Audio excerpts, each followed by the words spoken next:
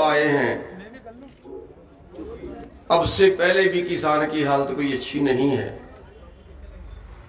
ये तो इन कानूनों से स्ट्रेचर पे जाएगा, बीमार पहले से है, और एक कानून और आएगा जिससे हमारी खेती की डेथ होगी। अगर हम थोड़ा सा बीमारी को पकड़ लें और उस बीमारी का इलाज करने की बात करें तो तब जाके हमारा जीवन सुरक्षित हो सकता है। हम थोड़ा सा पीछे चले जाएं, देश को आजाद कराया कि हमारे देश को अंग्रेज लूट रहे हैं। लूट से बचाना है। हर आदमी को जीने का अधिकार चाहिए, हर आदमी को समानता का अधिकार मिले, इसलिए देश को आजाद कराना जरूरी है। सब बराबर होंगे। वो अधिकार मिला केवल वोट डालने का। अंबानी को भी की भी वोट एक ही है, एक मजदूर की भी वोट एक ही है, लेकिन बाकी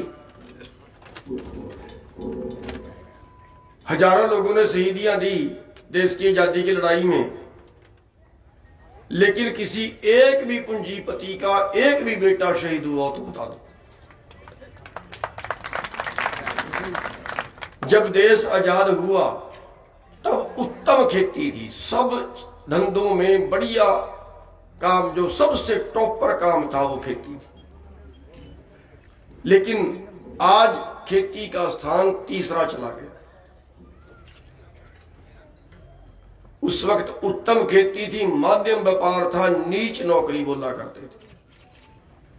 आज खेती कोई करना नहीं चाहता। क्यों? क्योंकि आप देश की आमदन का आंकड़ा देखिए, आप देश में पोजीशन देखिए।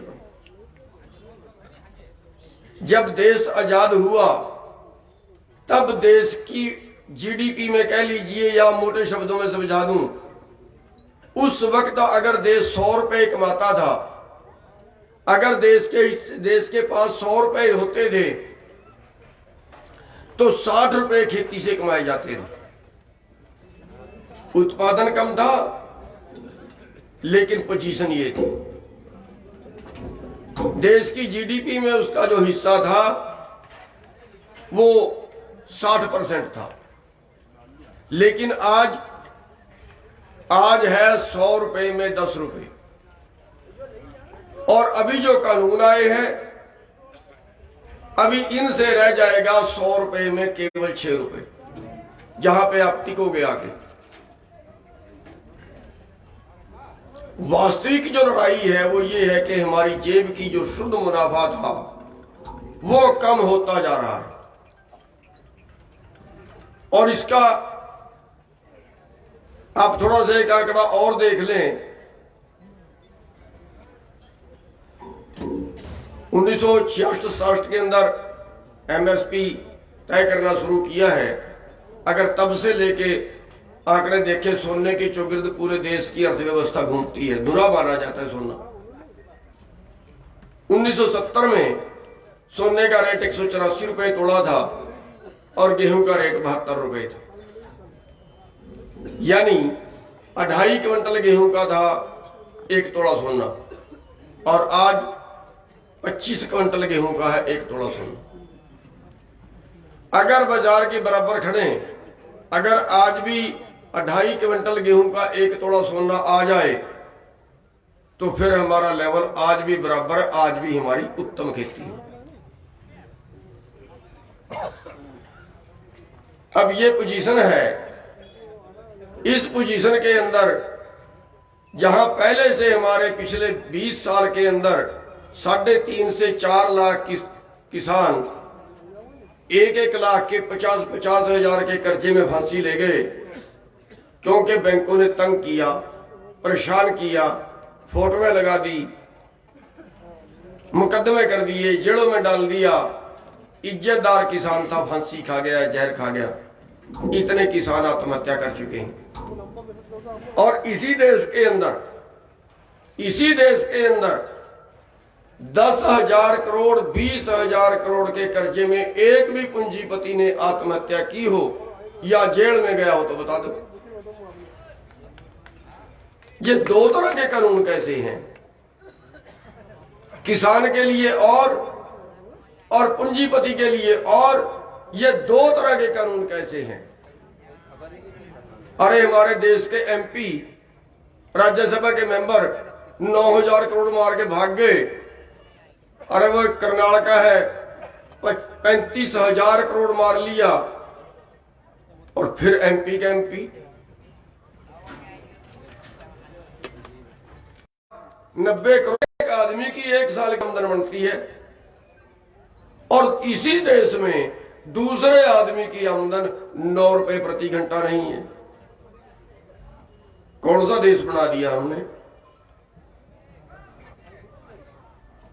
आपके ऊपर जो कर्जा है, जितना टोटल कर्जा खेती का, उससे 2 गुना पूंजीपतियों ने मार लिया, जिसको हम एनपीए बोलते हैं, जिसने कई बैंक बढ़ा दिए, कई बैंक बढ़ा दिए। इतना कर्जा पूंजीपतियों ने मार लिया, और इतने कर्जे में एक भी पूंजीपति ने आत्महत्या नहीं की, एक भी पूंजीपति जेल में नहीं गया। क्या हो रहा है देश का? साथियों, इस व्यवस्था को बदलने की जरूरत है। 3 कानूनों को नहीं, इस पूरी व्यवस्था को बदलने की जरूरत है। और यह व्यवस्था बदलेगी कैसे?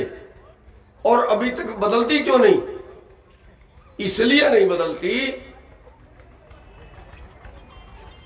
किसी महात्मा से किसी ने पूछा था कि ये किस्मत क्या है?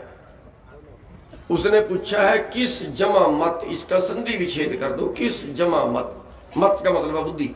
हम किस बुद्धि के हैं वही हमारी किस्मत है। किस्मत आप खुद लिख सकते हो, और हमने अपनी लिखी नहीं। क्यों?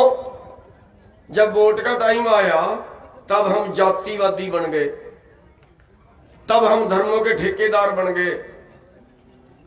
हमने वोट पाई जाति पे, हमने वोट पाई धर्म पे। कभी किसानी के नाम पे वोट पाई क्या आपने? कभी मजदूरी के नाम पे वोट पाई क्या आपने? 2 चीजें हमारे पास, एक हमारे पास हमारी फसल, और दूसरा हमारे पास हमारी मजदूरी। आज फसल की जो हालत है, हमारा 23 फसलों का एमएसपी तय होता है, बाकी का तो होता ही नहीं। बाकी में तो आप लूट ही रहे हो। 23 फसलों का एमएसपी तय होता है। उन 23 फसलों का अगर सारी सरकार खरीदे, अगर पूरा एमएसपी मिल जाए, कोई खरीदे अगर पूरा एमएसपी मिल जाए, तो हमारी जेब में जाता है, उनकी कीमत बढ़ती है 17 लाख करोड़। और आज हमें जो मिल रहा है वो कुल मिला के मिल रहा है करीब करीब 13 लाख करोड़, करीब करीब। 2017-18 में एक रिपोर्ट आई है, और उसमें बताया गया है कि पिछले 15 सालों में 45 लाख करोड़ एमएसपी से कम मिला है। एमएसपी से कम मिला है 45 लाख करोड़। आज के टाइम है मोटा मोटा आंकड़ा करीब 4 लाख करोड़ एमएसपी से न्यूनतम से कम से भी कम मिलता है। और वो हमारा अधिकार है। हम अपना अधिकार मांग रहे हैं, ये पाप हो गया। कुछ गलत मांग लिया। दूसरा है हमारे पास हमारी मजदूरी। आपके जो बच्चे पढ़े लिखे फैक्ट्री में नौकरी करने जाते हैं, छोटी कंपनी में नौकरी करने जाते हैं, कितने पैसे मिल रहे हैं उनको? 6,000 7,000 यही मिल रहे हैं ना। और जो न्यूनतम रेट है अनस्किल्ड का, वो मेरे ख्याल से हरियाणा का इस टाइम 9,500 के करीब है। यानी एक मजदूरी का जो हमारा न्यूनतम भाव है उससे भी 1/3 कम, फसल का भी कम, मजदूरी का भी कम। बस ये दोनों चीज है। और उस दोनों चीज से आज क्या हुआ? आज हम कहते हैं देश की जीडीपी डाउन चली गई, देश की अर्थव्यवस्था डाउन चली गई। अरे भाई, जब आपके पास कुछ खरीदने की कैपेसिटी नहीं बचेगी जनता के पास, जनता तो कंगाल कर दी। जब जनता कंगाल कर दी, जब आपके हिस्से का पैसा अंबानी की जेब में चला गया, तो फिर वो सर्कल से निकल गया। और जीडीपी का मतलब होता है आपस का लेन देन क्या हुआ, खरीद फरोख्त क्या हुआ। और जब आपने की खरीद फरोख्त नहीं हुई तो बाजार भी डाउन गया, वो बाजार वाले भी मारे गए, वो छोटे व्यापारी भी गए, ये छोटी फैक्ट्रियां भी गई, और सारा पैसा चंद लोगों के पास चला गया। और फिर एक और डाका कि देश में मंदी आ गई, अब मंदी से देश को बचाना है। अरे भाई, मंदी से देश को बचाना है, इनको बांट दो, मंदी दूर हो जाएगी, खरीदने का सौदा इनके पास, खरीदने के पैसे इनके पास आ जाएंगे। पिछले साल देश के खजाने से 5 लाख करोड़ निकाला मंदी से बचाने के लिए, 70,000 करोड़ मारुति को दिया, 70,000 करोड़ देश के बिल्डरों को दिया कि कारें कम बिकी, 30% कारें कम बिकी, इसलिए मारुति को बचाओ, 70,000 करोड़ दान कर दिया। देश के बिल्डरों को बचाओ, 70,000 करोड़ दान कर दिया, उनके मकान कम बिके जो बड़े बड़े सिटी बसाते हैं। अरे भाई, कौन सा फांसी लेके मर गया सिटी बसाने वाला? 5 लाख करोड़ निकाल के ऐसे ही बांट दिया, देश के खजाने पे डाका। लाखों करोड़ हर साल इन बड़े पूंजीपतियों का माफ कर रहे हैं। जो मार लिया, जो एनपीए हो गया सो अलग, जो माफ कर रहे हैं वो लाखों करोड़ हर साल।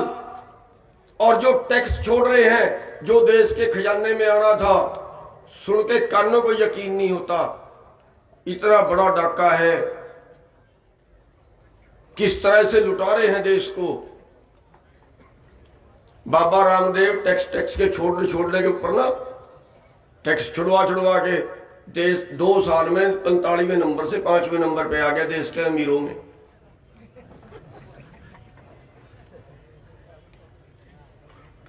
और साथियों, कहां जा रहे हैं हम? कहां खड़ा है हमारा देश आज हमारा देश भूखमरी में 107 देशों में 102वें स्थान पे खड़ा है। करोड़ों लोगों को तो आज रोटी नहीं मिल रही, केवल 2 वक्त की रोटी। 2014 की रिपोर्ट बता रही है राष्ट्रीय नमूना सर्वेक्षण की कि हमारे 45% बच्चे जिनको हम पूरा खाना नहीं दे पाए, माँ बाप अपना पेट काट के भी देता है बच्चों को, जिनका वजन कम है, जिनकी बढ़वार कम है, उस देश के अंदर ऐसे कानून बना दिए जाएं कि वो चंद पूंजीपति ही और मुनाफे में चले जाएं। अब जो बची खुची कसर थी ना, वो इन 3 कानूनों ने निकाल दी। इससे क्या होगा? पूरा ये कृषि कानून नहीं है, इनको कृषि कानून कह के गलत प्रचारित किया जा रहा है। ये है एग्रो बिजनेस कानून, खेती के व्यापार के कानून। खेती के व्यापार सारा पूंजीपति करेंगे। क्यों? हमारी सरकार जितना एमएसपी दे रही है, जितना अभी खरीद रही है, उससे भी भागेगी। शांता कुमार कमेटी ने हरियाणा और पंजाब से सरकारी खरीद बंद करने की सिफारिश कर दी है। उसी के तहत मंडियां जो प्राइवेट मंडियां वो बनाई जा रही हैं। क्यों? हमारे देश की सरकार विश्व व्यापार संगठन में शामिल होगी और उसमें पहली शर्त है कि किसी देश की सरकार अपने देश के किसानों को वर्ल्ड मार्केट से ज्यादा भाव नहीं दे सकती। और अगर आपको वर्ल्ड मार्केट का रेट मिले तो फिर आपको खेती में वर्ल्ड मार्केट का मुकाबला करना पड़ेगा। और वर्ल्ड मार्केट का मुकाबला करने के आंकड़े ये हैं कि हमारे 80% किसान 2.5 एकड़ से कम के मालिक हैं। 2.5 एकड़ से कम के मालिक हैं। और अमेरिका में एवरेज 2,500 एकड़ की है। यानी 5,000 एकड़, 10,000 एकड़, 20,000 एकड़ के मालिक भी हैं। क्या 5 एकड़ का मालिक 5,000 एकड़ के मालिक से मुकाबला कर पाएगा? वहां जमीन कम है, सॉरी आबादी कम है, जमीन ज्यादा है। हमारे यहां आबादी ज्यादा है, जमीन कम है। अब उनको तो आधे खेत खाली छुड़वाने पड़ते हैं और खाली खेतों की भी सब्सिडी देनी पड़ती है। उनको तो अपनी मार्केट ढूंढनी है, हिंदुस्तान में ढूंढ ली। अमेरिका से सामान यहां आएगा, सस्ते में आएगा तो आपका महंगा कौन खरीदेगा फिर? क्योंकि वर्ल्ड मार्केट का मुकाबला करना है। अब की बार यहां मक्का पैदा हुआ, यहां का मक्के का जब आ रहा था मंडी में, उसी दौरान 5 लाख टन मक्का अमेरिका से आया और यहां वैसे तो 800 भी बिका, लेकिन मैं हरियाणा की बात कर रहा हूं जहां सबसे टॉप का रेट मिलता है। और बिल्कुल सुक्का मक्का, बिल्कुल सुक्का टॉपर रेट जो था वो 1100 तक था और एमएसपी है उसका 1850 रुपए, एमएसपी 1850 है। अब मोटे तौर पर ये मानिए कि अगर आपको वर्ल्ड मार्केट के रेट मिलते हैं तो फिर अब की बार गेहूं का रेट 1500 रुपए था। गेहूं अगर आपको 1500 रुपए में बेचना पड़े, मक्का अगर आपको 1100 रुपए में बेचना पड़े, धान अगर आपको 1100 रुपए में बेचना पड़े, कपास अगर आपको 4000 से 4500 में बेचनी पड़े, सरसों आपको अगर 3200 से 3500 के बीच बेचनी पड़े, तो क्या खेती कर पाओगे? ये छोड़नी पड़ेगी। ये कहते हैं ना कि हमने कहां लिखा कि किसान की जमीन छीनेंगे। अरे आप क्यों छीनोगे, हम बेचेंगे। भाई जब खेती करने काबिल ही नहीं बचेंगे, जब हमें मुनाफा हो ही नहीं सकता, अरे 5,000 एकड़ वाले का 5 एकड़ वाला मुकाबला कैसे कर लेगा? दो तरह की बात है इसमें। ये खरीदेंगे वहां से जहां से सबसे सस्ता मिलेगा, पूरी दुनिया से जहां से सबसे कम भाव पे मिलेगा। यानी हिंदुस्तान में तब खरीदेंगे जब आप खाद्य तेल अगर मलेशिया के हिसाब से पड़ेगा, गन्ने का रेट वो मिलेगा जो ब्राजील के से चीनी पड़ेगी, उसी हिसाब से रेट मिलेगा। और बेचेंगे कहां? जहां पूरी दुनिया में सबसे महंगा बिकेगा। जरूरी नहीं बेचना हिंदुस्तान में। अब ये जो ब्लैकमेलिंग होगी बीच की, 4 साल पहले का उदाहरण है आपके सामने। महाराष्ट्र सरकार ने दाल से स्टॉक सीमा हटाई थी, बदमाशी के तहत गुप्त चिट्ठी लिखी थी। आज तक चिट्ठी को पढ़नी पता देश के सामने नहीं आई।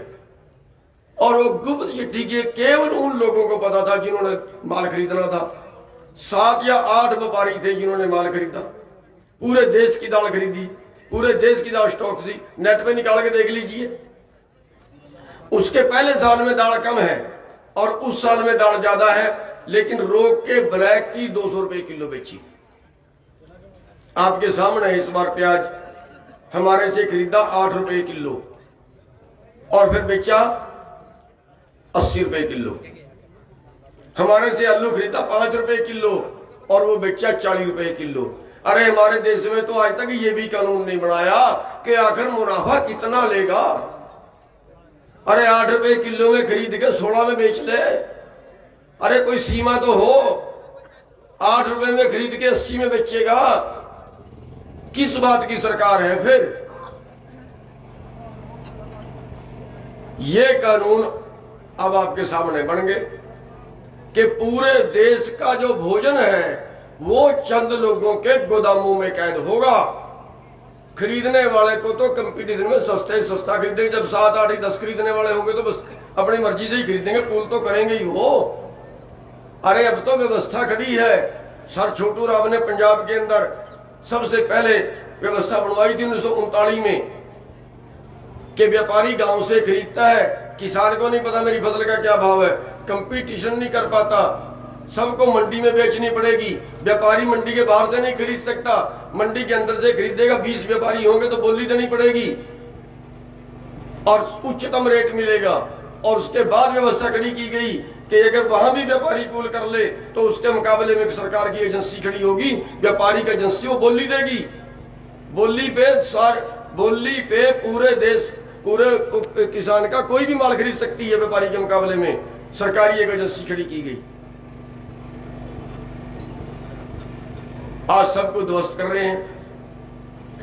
साथियों, पूरे देश का भोजन जब चंद लोगों के गोदामों में कैद होगा तो फिर वो होगी जो दाल में हुई, वो होगी जो प्याज में हुई।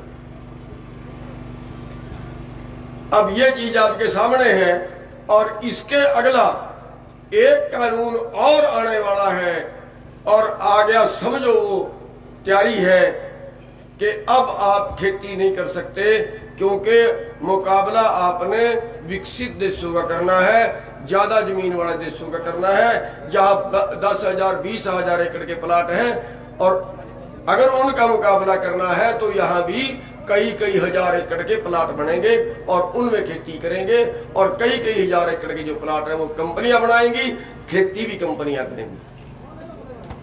अगला प्रोग्राम खेती कंपनियां करेंगी, आप खेती नहीं करोगे।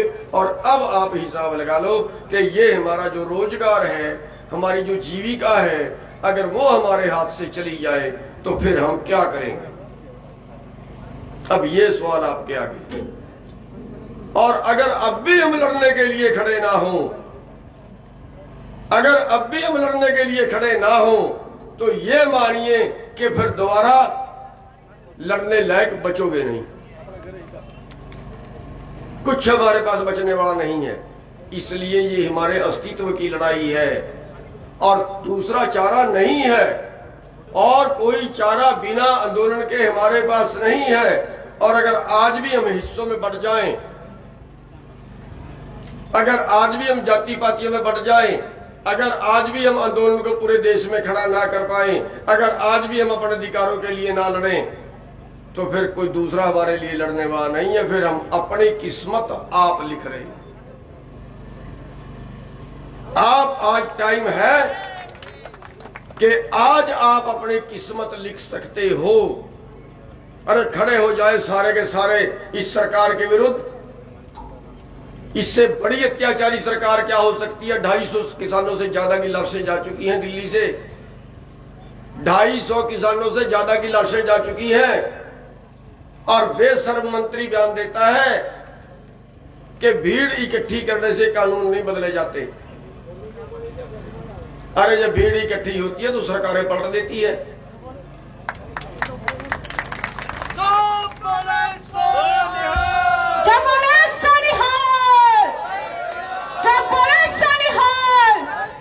माफी चाहती हूँ, लेकिन ऐसे दिग्गज पुरुष हो तो उनके लिए एक बार नमन है।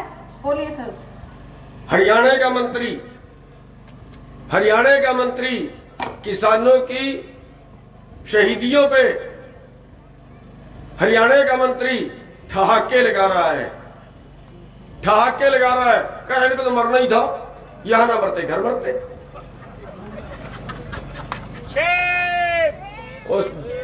बिल्कुल बेशर्मी की भी हद होती है। उसको 10-12 किसान तो सुसाइड करके, आत्महत्या करके वहां मौके पे। एक देश का बड़ा संत था, गोली मार के मर गया मौके पे, कुंडली बॉर्डर पे। कितने एक्सीडेंट हुए, मर गए। और वो ठहाके ये कह के फिर ठहाके लगाता है। 4-5 लोग बैठे ठहाके लगाते हैं। क्या कहें लोग। प्रधानमंत्री जी, टावर टूटते हैं, टूटे भी नहीं, केवले काटी पंजाब में जियो वालों की। बड़ा दुख जताया कि टावरों का नुकसान कर दिया, लेकिन 250 किसानों की लाशें चली गई, एक शब्द उनके मुंह से नहीं निकला। साथियों, आज जरूरत है हमें जागने की। आज 2 चीज है। सर छोटू राम ने कहा था, एक तो अपना दुश्मन पहचान लो और दूसरा बोलना सीख लो। अब आपके बोलने का तरीका ये आंदोलन है, ये है आपकी आवाज। अगर हम आज सारे इकट्ठे होकर आवाज उठाएं, जितने बैठे हैं ना, अगर इतने भी जुट जाएं, अभी चल पड़ो ना यात्रा लेके, पूरे मध्य प्रदेश में निकालिए, मोटरसाइकिलों पे, ट्रैक्टरों पे, घर घर तक जाइए, जोड़िए सबको, उठेंगे, कन्फर्म उठेंगे। लेकिन आगे कोई कुर्बानी देने वाला तो चाहिए, तब उठेंगे। आगे लगने वाले तो चाहिए, तब उठेंगे, जरूर उठेंगे। साथियों, ये क्रूर सरकार है। दिल्ली में तो हमें भी नहीं आने दे रही थी, हमें कौन सा शराफत में आने दिया इन्होंने। पीपली में, कुरुक्षेत्र में हमने एक रैली रखी थी, इन्होंने बैन कर दिया, कोरोना है। हमने कहा रैली तो करेंगे। चौवन नाके एक जिले में थे, 100 से ज्यादा नाके हरियाणा में लगा दिए। हमने कहा सारे तोड़ के आएंगे, हम हाथ नहीं उठाएंगे, तुम चाहे लाठी मारना चाहे गोली मारना, हम हाथ नहीं उठाएंगे, पीटेंगे तुम्हारे से, सब कुछ करेंगे, लेकिन हम हाथ नहीं उठाएंगे। साथियों, सिर पाड़े, सिविल में अपने पुलिस वाले खड़ाए हुए थे, सीधी खोपड़े मारे, लठ, हड्डियां तोड़ी, लेकिन रैली हुई, मौके पे हुई। सरकार को झुकना पड़ा, अधिकारी आए, माफी मांगी और ये कहा ठीक है रैली करिए। दिल्ली आना था, बैन कर दिया, दिल्ली में नहीं घुसने देंगे। अंबाड़े से लेके हमने बैरिकेड तोड़ने शुरू किए। 5 बैरियर रास्ते में थे, दिल्ली से, अंबाड़े से दिल्ली तक डंपर लगा दिए, बदरी के भर के नहर के ऊपर 5 बैरिकेड थे, पांचों तोड़े, पांचों जगह पे लाठियां लगी, पांचों जगह पे पानी के फुहारे लगे, आंसू गैस के गोले छोड़े और सब जगह मुकदमे दर्ज किए। 30-35 मुकदमे हमारे ऊपर दर्ज कर चुके हैं इरादा कत्ल के। हमने तो उंगली भी नहीं लगाई किसी को। 30-35 मुकदमे दर्ज कर चुके हैं। कर ले, लेकिन सवाल इस चीज का है कि आज ये आंदोलन केवल हरियाणा और पंजाब से नहीं लड़ा जाएगा।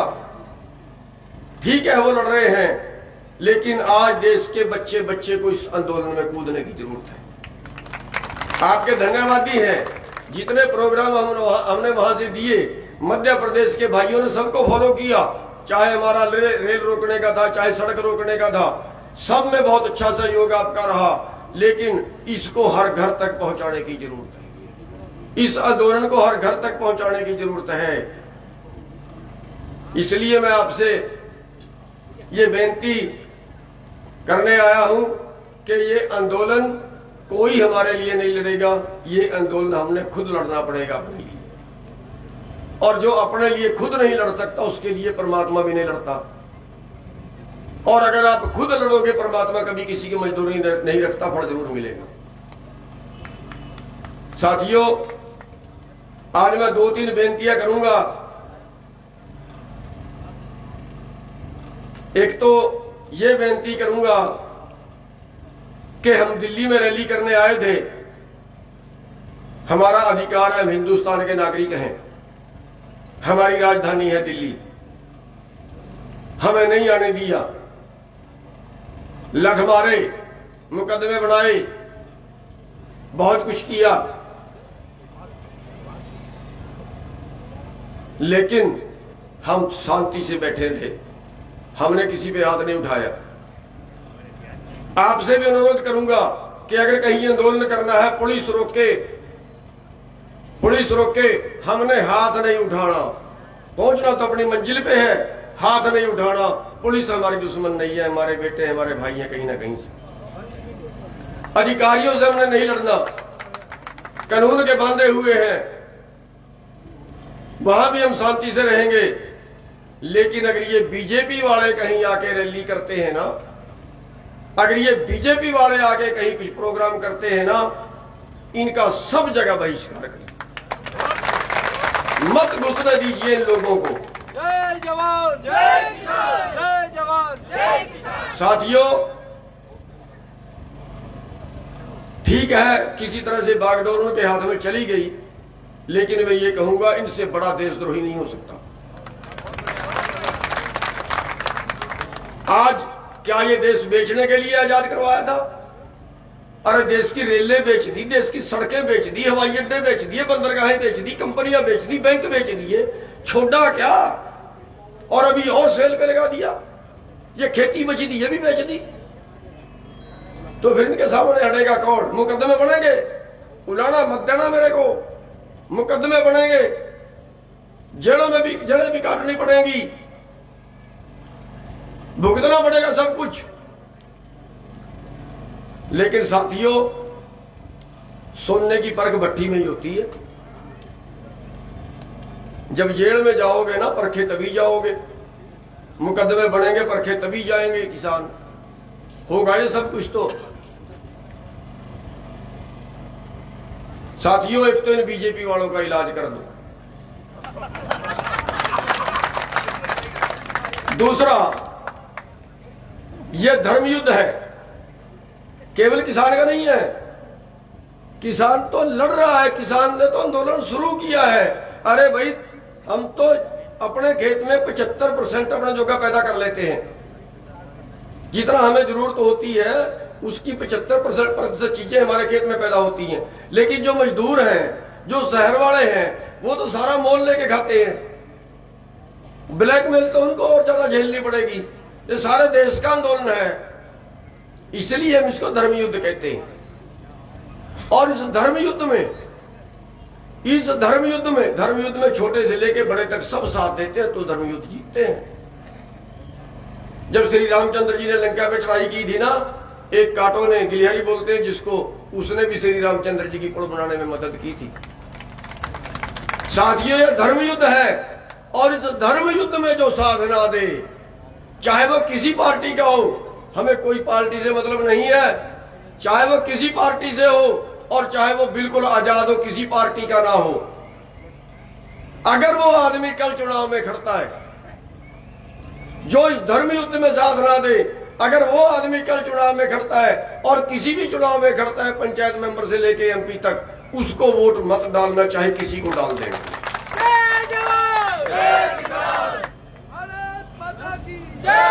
साथियों, हमारे में जातिवाद बहुत है, उस जातिवाद को मिटाना होगा, समय की मांग है। परमात्मा ने तो एक जैसे जीव ही पैदा किए हैं, हमने जातियों में बांट दिए।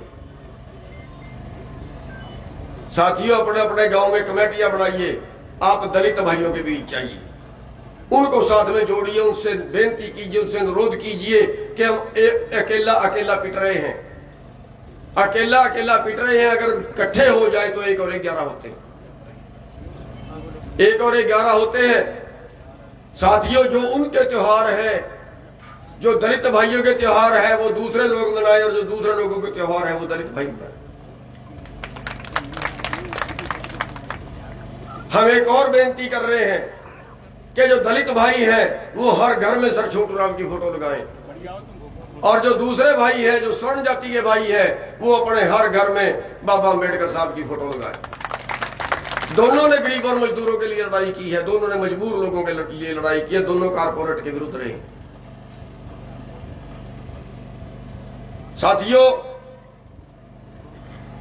एक चीज और है, ये लड़ाई जनता वर्सेस कारपोरेट की है।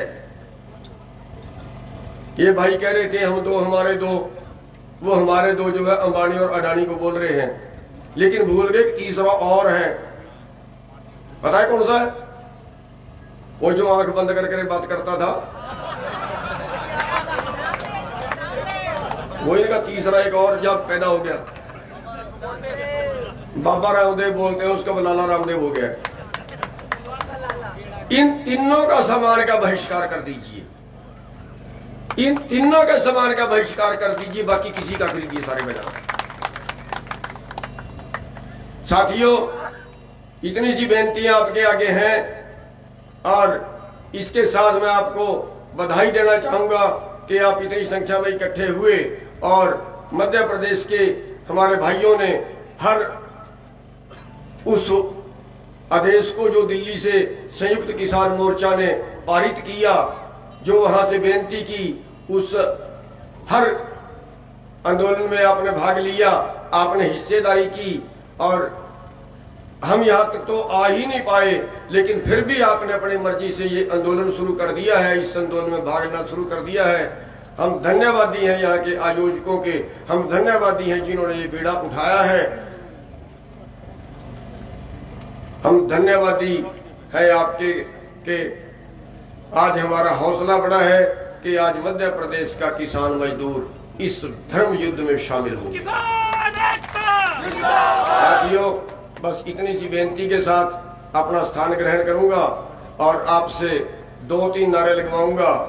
तो उम्मीद है कि नारा मुट्ठी बंद करके जोर से लगाएंगे। मुट्ठी बंद पता क्यों करनी है? पता क्यों करनी है?